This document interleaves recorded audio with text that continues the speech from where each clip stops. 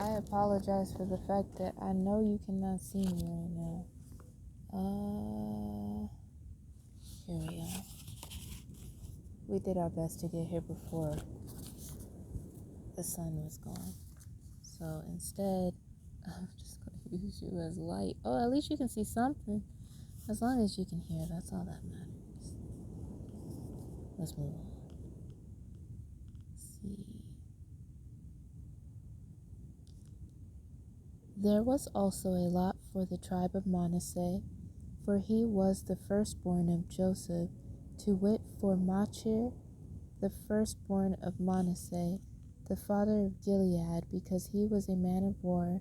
Therefore he had Gilead and Bashan. There was also a lot for the rest of the children of Manasseh by their families, for the children of Abiezer, and for the children of Helek, and for the children of Azriel, and for the children of Sheshem, and for the children of Hepher, and for the children of Shemaiah. These were the male children of Manasseh, the son of Joseph, by their families. But Zelophehad, I don't know what I normally say, the son of Hepher, the son of Gilead, the son of Machir, the son of Manasseh, had no sons, but daughters, and these are the names of his daughters: Mahlah, Noah, Hagla, Milcah, and Tirzah. And they came near before Eleazar the priest, and before Joshua, Lord have mercy, the son of Nun, and before the princes, saying, The Lord commanded Moses to give us an inheritance among our brethren. Therefore, according to the commandment of the Lord, he gave them an inheritance among the brethren of their father.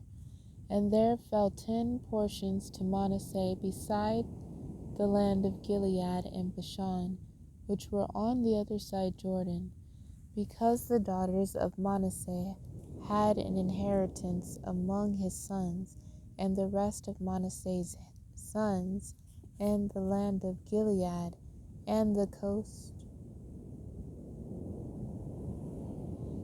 had the land of Gilead. The daughters of Manasseh had an inheritance among his sons, and the rest of Manasseh's sons had the land of Gilead. I apologize. And the coast of Manasseh was from Asher to Mishmethah, that lieth before Shechem, and the border went along on the right hand unto the inhabitants of En Tappuah. Now Manasseh had the land of Tappuah, but Tappuah on the border of Manasseh belonged to the children of Ephraim. And the coast descended unto the river Kanah, southward of the river. These cities of Ephraim are among the cities of Manasseh. The coast of Manasseh also was on the north side of the river, and the outgoings of it were at the sea. Southward it was Ephraim's, and northward it was Manasseh's. And the sea is his brother, border. And they met together in Asher on the north, and in Issachar on the east. And Manasseh had in Issachar and in Asher Bethshem, Sheen, and her towns, and Eblim and her towns, and the inhabitants of Dar and her towns, and the inhabitants of Endor and her towns, and the inhabitants of Tanakh and her towns, and the inhabitants of Megiddo and her towns, even 3 countries. Yet the children of Manasseh could not drive out the inhabitants of those cities, but the Kenites would dwell in that land. Yet it came to pass when the children of Israel were waxen strong, they that put the Kenites to tribute, but did not utterly drive them out. And the children of Joseph spake unto Joshua, saying, Why hast thou given me but one lot and one portion to inherit, seeing I am a great people, forasmuch as the Lord hath blessed me hitherto? And Joshua answered them, If thou be a great people, then get thee up to the wood country, and cut down for thyself there in the land of the Perizzites and of the giants, if Mount Ephraim be too narrow for thee. And the children of Joseph said, The hill is not enough for us, and all the Kenites that dwell in the land of the valley have chariots of iron, both they who are of Bethshem and her towns, and they who are of the valley of Jezreel. And Joshua spake unto the house of Joseph, even to Ephraim, and to Manasseh, saying, Thou art a great people, and hast great power. Thou shalt not have one lot only, but the mountain shall be thine, for it is a wood, and thou shalt cut it down, and the outgoings of it shall be thine. For thou shalt drive out the Kenites, though they have iron chariots, and though they be strong. Amen. Challenge accepted. Praise the Lord. He said, if I believe that I don't have enough time to read it, then I will not have enough time to read it. And so I just kept faith. And it's not really that dark right now, but it looks hecka dark on the camera. You can't even see me. So, yeah. You can work out to this video if you want, because the wording syllables are different. It's good to include the Lord in whatever it is that you do. It's easy for me to include everything in the Lord. Like, that makes sense. Yeah, that makes a lot of sense. It's just really easy for me because everything is Him. And even though I don't necessarily I don't listen to gospel. I don't have a taste for it. I don't dislike it though, but there are some gospel songs that I really like when I hear them.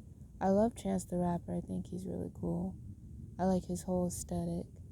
I've been kind of disconnected from what he's been doing lately, but I'm sure that I'll get back into that at some point. I ran out of songs to listen to by him, but his Coloring Book album was on repeat. The point of this video is that it doesn't matter if you're blind, God is still God. So therefore, include Him in everything so that He will include you in what it is that you want to be a part of. If you put God first, when you put God first, He is able to better guide you to the things that make you happy, instead of you seeing that someone else is doing something for you and something else is occurring for you, instead of you seeing that God is showing you the way. God took this away from you, that's why it's gone. God did this, God did that. You see Him in everything because you start to understand really why your life is doing what it's doing.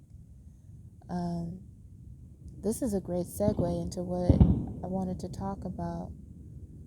So, I was thinking in the bathroom. We were charging and washing our face and stuff. And we were getting ready to come out here, and we were thinking about how we haven't eaten today, but the fact remains is that we keep forgetting that we didn't eat today. And I'm sharing this because it is a sore point for me in general. I've expressed how I feel about fasting in this point in time and how it's affected me in different ways. But this one specifically is not, I haven't labeled it as a fast because I don't feel like it is. It's more of a manifestation of manifestation, and someone will understand that out there. But we were thinking back to how we normally react when we get food one day but we don't get it the next day or the next day, and we're wondering why. And someone offered me a banana this morning, but I didn't want a banana, because that's settling for something. And if you're not a part of my world, you cannot tell me that, well, it's food, so you should eat it.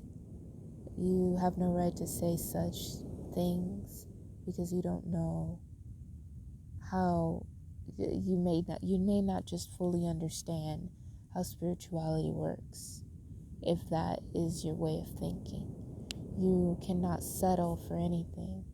And you saw that I got blessed right before the camera when I was praying to the Lord, when we were praying together actually, and somebody gave me $10, and I was able to go to El Poco Loco for the first time. We really wanted to go there, and it was delicious, and we made a mukbang video out of it, and it was just fun. It was just really fun. It was a great experience. And so I'm just saying this as it's it's like vulnerable for me to be in the hands of the Lord all the time, because it is the best choice, but it is the scariest choice, because it shouldn't be, but it is, because as humans we like to handle things on our own, and there are a lot of things that I've had to wait to handle, and there are things that I'm doing now that I'm really glad that we waited to handle it, because now we're ready. We are understanding exactly why we're doing what we're doing. And it's stuff like this that makes me happy, because the Lord just said to do something, and even though the sun is down, we're doing it. And it is a segue into something we were thinking about earlier. And it really is that when we are going through these times where we're not eating because we don't have the current resources manifested right in front of us, which is not true, but to put it into perspective, we have to pay attention to the feeling of desperation and the need for someone else to try to help us, to notice that we're in some type of distraught and that they should help us, because anybody else on the street, to be honest, in general, like you see someone that is walking down the street, they have bags or whatever, normally people would give something to that person, and there are people that are not normally like that as well. There are people that feel entitled in general to your money, and there are people that ask you for money. I don't do any of that. I just live my life, and when God wants to give to me, he does so through different people in different ways. And so the wrong thing to do would be to ask people for food, ask people for money, or look like I am disheveled in any type of way so that people will take pity on me and give me things. And this is also due to, what is the word? Discrepancy. If I happen to be hanging out with someone that I consider a friend, or and they are giving me good energy very regularly, like we're friends or we are very good acquaintances, and I know that they feed themselves very well in general, or I notice that they have food, then I am allowed to ask, because it is not in a needy way. It's like you're hanging out with your friends, you got some hot Cheetos, you know you're about to share, you know? Even if they say, and they don't normally say no, but if they do, I don't get upset about it. They don't, but and I'll ask the Lord first. Actually, I'll be like, am I allowed to ask for food from this person? Because I like to check to make sure if it's okay with him before I do anything, especially if it means that between me and God, he knows that he's giving me bigger things. And if I decide to put energy in a direction that isn't for me, then that's basically saying that I don't trust God. And it's also cutting off the manifestation of something that I truly do deserve. But he doesn't want you to starve. And he's not going to let you starve. I'm not starving. My stomach makes little noises, but honestly, I feel powerful and great. I went on a nature walk today, and it felt great. And in that nature walk, we obtained a water bottle, a big one, cold, purified water, and it was really what I needed. And I was able to clean myself more thoroughly today, and it felt great, like a waterfall. And I drank a lot of it. And I have water in general, and I'm glad the water fountains are just, working. So these are blessings. But the point of what I'm saying right now is that the Lord asked me to do something. And He always asks for things, and we get scared because we are human and we're having a human experience, right? And so sometimes, and most of the times, I get really scared. Like, I get really afraid of what it is that I'm supposed to be doing. And this last time that passed, I felt like I could be scared if I resorted to being my old self, if I decided to be not who I am today. And that's a powerful movement because you have to keep yourself in check. If you don't keep yourself in check and ask the Lord for help in keeping yourself in check, it feels like you're understanding your world in a different way, but for some reason your energy is just anxiety, just so anxious. And this was what I was talking about when I said anxiety basically pinpointed to your new light body instead of your shadow self, when it just felt right, where it made sense. And so when things happen in your life and you are noticing that you feel like you need something, because we don't really need things, we have everything. But if we don't believe that, then we can't manifest it, or we don't manifest it. But God always has it ready for us. And sometimes He'll bring it to you, and it depends on what your life path is. But my path specifically is trusting in Him and understanding that everything is for me and it is coming for me, and what I want wants me too. But not only that, what I have has me as well. And so I have to make sure to keep an eye on my energy, and understanding that when I'm going through things like this in general. And I was basically very happy that we were keeping track of these things, because normally we would fall into the despair of disappointment and just so much desperation. And it's like not the initial being desperate, it's like the underlying effect of being desperate. The kind of desperation you feel when you realize that it's perfectly fine that this person doesn't want me living in their house with them. However, I don't give a fuck. But at the same time, why haven't I just left? What is that feeling? And that's fear. That's desperation. That's an underlying desperation. Not the initial, oh, I need this. It's not the one that people can really see. It's not the one that people can read your energy and be like, oh, she's desperate.